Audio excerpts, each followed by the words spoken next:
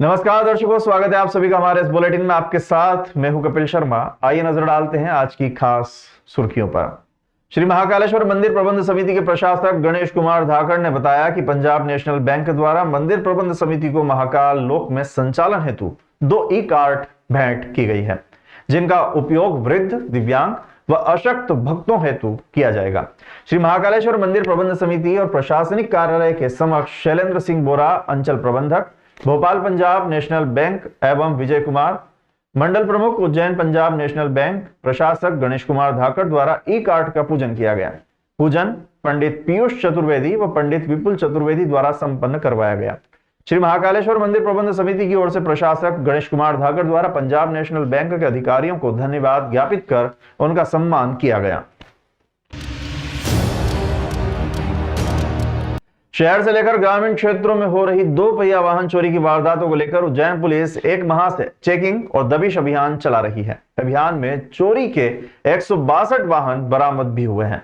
कुछ बदमाशों को पकड़ा भी गया है और कुछ की तलाश जारी है। एसपी प्रदीप शर्मा ने बताया कि वाहन चोरी की वारदातों को देखते हुए 1 माह से शहर और ग्रामीण थाना क्षेत्र में सघन चेकिंग अभियान की शुरुआत की गई थी। चेकिंग के साथ ही देवास, झालावाड़, रतलाम, आलोट के आसपास बदमाशों के कंजर डेरों में भी अल सुबह पुलिस की टीम दबिश देने पहुंची, जिसमें जिले की पुलिस टीमों को सफलता भी हाथ लगी। चोरी के 162 वाहन, 2 पहिया वाहन बरामद किए गए।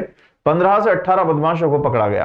कुछ पुलिस की गिरफ्त में नहीं आ सके हैं, जिनकी जानकारी मिली है और उन्हें गिरफ्तार करने के प्रयास किए जा रहे हैं। एसपी प्रदीप शर्मा ने बताया कि वाहन चोरी की सबसे अधिक वारदात आगर रोड मेडिकल कॉलेज, जिला अस्पताल और रेलवे स्टेशन से होना सामने आई थी। चेकिंग और दबिश अभियान के बाद वाहन चोरी में कमी आई है। जिन स्थानों से अधिक वाहन चोरी होना सामने आ रहे थे, उन स्थानों को क्राइम और साइबर की टीम द्वारा चिन्हित किया गया था। पिछले 1 माह के अभियान में बरामद हुए वाहनों में वर्ष 2012 से लेकर 2016 मॉडल तक के वाहन शामिल है। साथ ही वाहन मालिकों का पता लगाया जा रहा है। वहीं इस बात की भी जानकारी ली जा रही है कि कितने वाहनों का इंश्योरेंस वाहन मालिक द्वारा प्राप्त कर लिया गया है। उसके बाद वाहनों के निराकरण की कार्यवाही की जाएगी। अब तक बरामद हुए वाहनों की कीमत का आकलन भी किया जा रहा है। पिछले 1 महीने से हमारे द्वारा समय समय पर वाहन चेकिंग लगाई जा रही थी। आसपास जिले के रतलाम, देवास, बदनावर, झालावाड़ में जो डेरे हैं, वहाँ अर्ली मॉर्निंग 3 बजे हमारे एडिशनल एसपी साहब, एसडीओ साहब ने दबिश दी थी। और थाने में भी जो चेकिंग के माध्यम से वाहन पकड़े गए हैं या चेकिंग देखकर लोग जो गाड़ियों को छोड़ के भागे, उन सभी वाहनों को जब्त किया गया। करीब 150 से ज़्यादा वाहन आज हमारे द्वारा जब्त किए गए हैं पिछले 15-20 दिन में, और उन्हीं के संबंध में पुलिस लाइन में इन सबको इकट्ठा किया गया। अभी हमारा दूसरा प्रयास ये जारी है कि हम इनके राइटफुल ओनर्स को आइडेंटिफाई करें और उनको सूचित करें, और उनका वाहन अगर उनको सुपुर्द किया जा सकता है तो उनको सुपुर्द किया जाए। अन्यथा थानों में जो वाहन है उनका नीलामी के माध्यम से निराकरण किया जाए। ये जो पिछले 20 दिन की प्रक्रिया है, ये बड़ी फ्रूटफुल रही है। इस साल ओवरऑल हमारे यहाँ ऑलमोस्ट वाहन चोरी में 25% की कमी देखी गई है। हमारा पूरा प्रयास रही है कि ये इस तरह की चेकिंग और लगातार दबिश हमारी टीमें देते रहें। हमारे साइबर की टीम और एडिशनल एसपी साहब दोनों उसका एनालिसिस लगातार कर रहे हैं, फुटेज का एनालिसिस कर रहे हैं। हमने 3 शैडो एरियाज जहाँ पे ज़्यादा चोरी की घटनाएं हुई हैं, जैसे आरडी गार्डी मेडिकल कॉलेज की पार्किंग, हॉस्पिटल की पार्किंग और रेलवे स्टेशन की पार्किंग, इन 3 जगहों को भी आइडेंटिफाई किया है। और वहाँ पे भी हम असेसमेंट कर रहे हैं कि किस तरह से हम सीसीटीवी कैमरा को प्लेस कर सकते हैं। साथ ही आज एक एडवाइजरी हम लोगों ने जनता के लिए जारी किया, जो चोरों से इंटेरोगेशन के माध्यम से और जो सीसीटीवी एनालिसिस के माध्यम से हम लोगों को जानकारी प्राप्त हुई है कि चोरी की वारदातें किस कारण से हो रही हैं, वो सब भी हम लोगों ने आपके माध्यम से साझा की। उज्जैन में हनुमान अष्टमी पर्व की धूम रहेगी। मुख्य पर्व 23 दिसंबर को मनाया जाएगा। इसके पहले प्रसिद्ध हनुमान मंदिरों में 9 दिनी उत्सव की शुरुआत हो चुकी है। महाकाल मंदिर स्थित प्रसिद्ध बाल हनुमान मंदिर पर 9 दिनी अखंड रामायण पाठ शुरू हो गया है। पंडित सुलभ शांतगुरु के सानिध्य में संगीतमय मंडली के द्वारा रामायण का पाठ किया जा रहा है। 23 दिसंबर को अष्टमी पर दिन भर दिव्य श्रृंगार दर्शन होंगे। सुबह 9 बजे मंगल आरती कर लड्डुओं का महाभोग लगाया जाएगा, तो शाम को भंडारा होगा। ढाबा रोड स्थित गैबी साहब में भी पूजा अर्चना के साथ बाबा का आकर्षक श्रृंगार किया जाएगा। पुजारी राजू बैरागी ने बताया कि 23 दिसंबर को सुबह से रात तक दर्शन का सिलसिला चलेगा। देर शाम को ढोल नगाड़ों से महाआरती की जाएगी। पिपली नाका पर गुमानदेव हनुमान मंदिर में 9 दिनी उत्सव शुरू हो गया है। प्रतिदिन भगवान का पूजन व अलग अलग सामग्रियों को अर्पित कर अनुष्ठान किया जा रहा है। पुजारी चंदन गुरु ने बताया कि 23 दिसंबर को अष्टमी पर सुबह शाम आरती की जाएगी व भक्तों को प्रसाद वितरित होगा। महाकाल वन, कार्तिक चौक, कुम्हारवाड़ा में वीर हनुमान मंदिर पर 18 दिसंबर से अखंड रामायण पाठ शुरू होगा। 19 दिसंबर को हवन के साथ पूर्णाहुति की जाएगी। 20 दिसंबर को महिला मंडल की भजन संध्या रखी गई है। 23 दिसंबर को दिन भर श्रृंगार दर्शन व प्रसाद वितरण होगा। रात 8 बजे महाआरती की जाएगी। मियाँ के हनुमान अष्टमी पर सुबह आरती होगी, महाआरती है सुबह। उसके बाद शाम को 5 सुबह से ही प्रसाद बैठने लग जाएगा। प्रसाद वितरण होगा बूंदी का, और दोपहर में सुंदरकांड है। शाम को फिर 7 बजे महाआरती।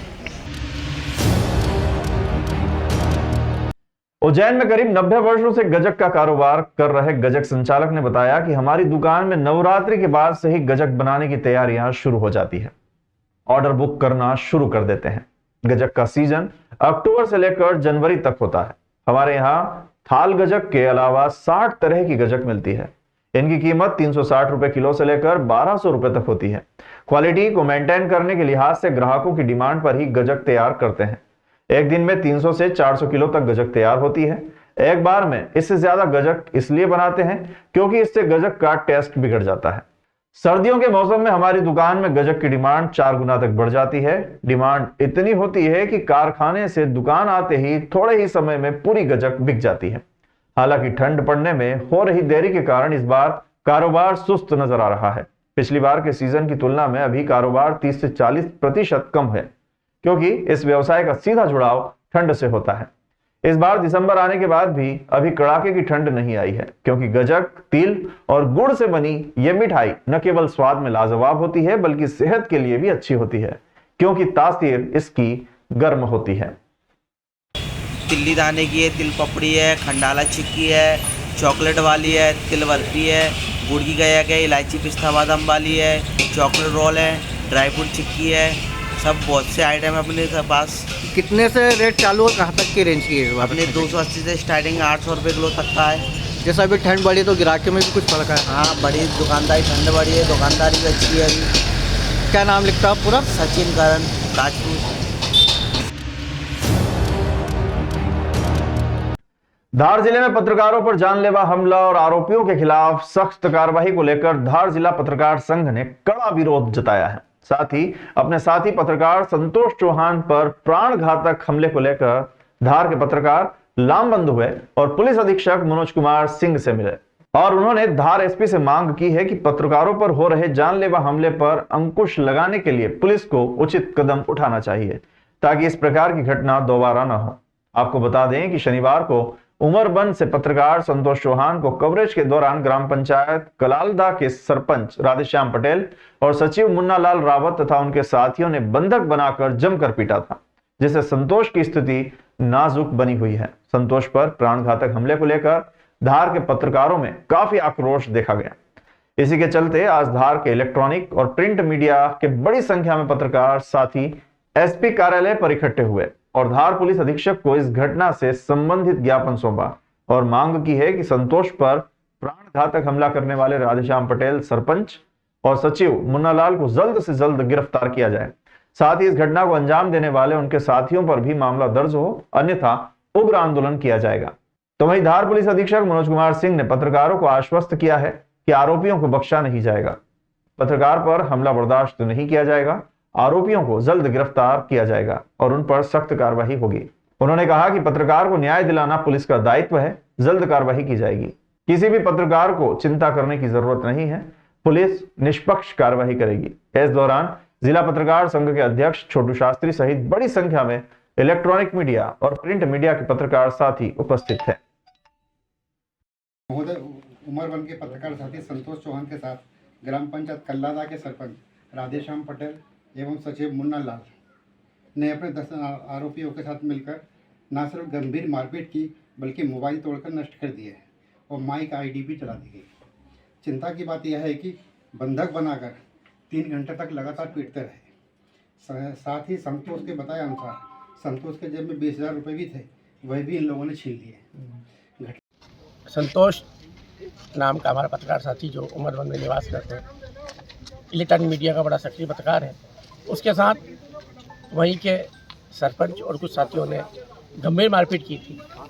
उसी तारतम्य में हम आज पुलिस अधीक्षक मनोज कुमार सिंह साहब से सभी साथी के साथ मिलने आए थे और अनुरोध किया उनसे कि जो मारपीट हुई है और मारपीट के बाद उसकी धाराएं बढ़ाई जाए और जो अन्य नाम आरोपियों के पुलिस नहीं लिखे हैं वो भी नाम जोड़े जाए और आरोपी की तत्काल गिरफ्तारी की जाए, ताकि अन्य कोई माफिया, अन्य कोई दारा टाइप का आदमी पत्रकारों की भावना को, पत्रकारों की कलम को कुचलने का प्रयास नहीं करे। इसी बात को लेकर आज हम सब साथियों ने माननीय पुलिस सचिव को ज्ञापन दिया था और एसपी साहब ने हमें आश्वस्त किया है कि निश्चित तौर पर जो भी है वैधानिक कार्रवाई की जाएगी और पत्रकारों की शुचिता और पत्रकारों की जो पत्रकारिता है उसकी रक्षा की जाएगी।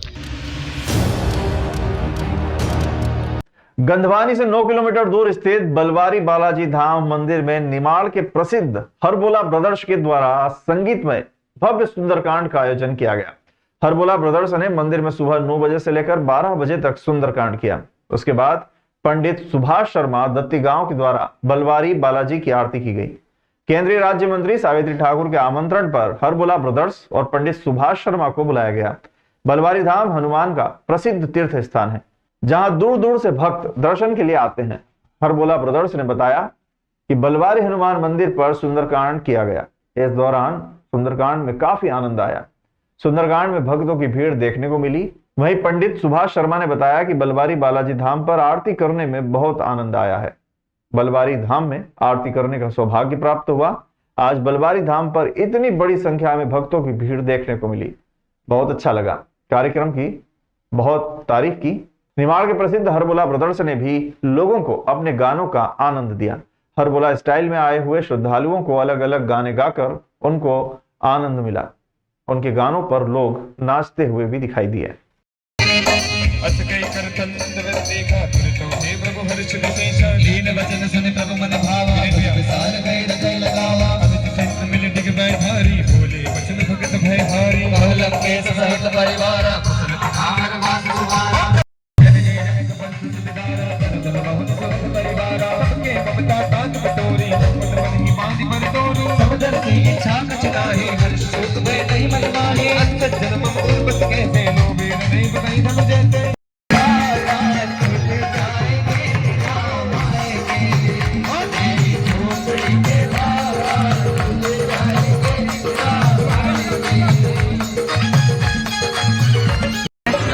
बाबा का बुलावा था, बाबा ने बुलाया था तो निश्चित रूप से आना ही था। माइक पास में आते भी नहीं है कोई, और आज उन्होंने सेवा में लगाया, हम लोगों को सुंदरकांड पाठ के लिए बुलाया, हमारी पूरी टीम को, हमको बहुत आनंद आया, बहुत अद्भुत अनुभूति थी, आनंद था। ऐसा अवसर प्राप्त हुआ, हम धन्य हुए।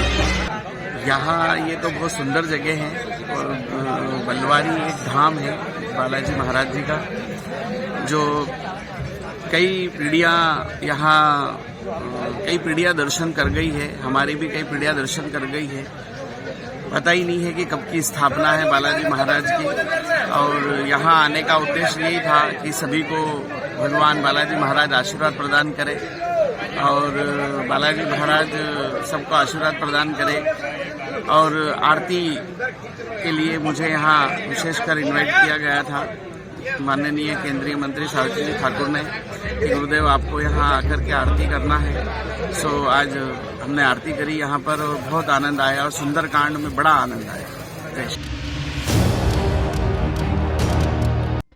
समीप के ग्राम देवला में अखिल विश्व गायत्री परिवार शांति कुंज हरिद्वार के तत्वावधान में आयोजित 4 दिवसीय 24 कुंडीय गायत्री महायज्ञ 19 दिसंबर गुरुवार से विशाल मंगल कलश शोभा यात्रा के साथ ही सदग्रंथ शोभा यात्रा के साथ शुभारंभ होगा, जिसकी पूर्णाहुति 22 दिसंबर रविवार को भंडारे के साथ संपन्न होगी। यज्ञ के लिए भव्य यज्ञशाला और पंडाल तैयार हो गया है। इस महायज्ञ की तैयारी के लिए ग्राम देवला के गायत्री परिजनों ने गांव-गांव में प्रचार कर दीप यज्ञ के साथ निमंत्रण दिया। कार्यक्रम के बारे में गिरधारी लाल मालवी ने बताया कि शांति कुंज हरिद्वार के संतों द्वारा इस महायज्ञ का संचालन होगा, जिसमें प्रथम दिवस गुरुवार को कलश यात्रा निकाली जाएगी। रात्रि 7 बजे से परम पूज्य का संदेश एवं प्रज्ञा पुराण कथा होगी। सुबह शुक्रवार 8 बजे से 33 कोटि देवताओं का आवाहन कर देश और दुनिया में सुख, शांति और समृद्धि की प्रार्थना की जाएगी। इसके पश्चात 24 कुंडीय गायत्री महायज्ञ एवं भारतीय संस्कृति में होने वाले संस्कार संपन्न होंगे। दोपहर 2 बजे से प्रवचन होंगे। शाम को प्रज्ञा पुराण कथा होगी। इस महायज्ञ में 96 जोड़े एक साथ बैठकर हवन करेंगे। यज्ञ में पारियां चलेगी, जिसमें बारी बारी से सभी को हवन करने का मौका मिलेगा। इस महायज्ञ की तैयारी में माताएं और बहनें लिपाई कर रही थी। इसी दौरान एक कपिराज वानर भी कहीं से आकर यज्ञशाला का अवलोकन करने पहुंचे और यज्ञशाला के चक्कर लगाए।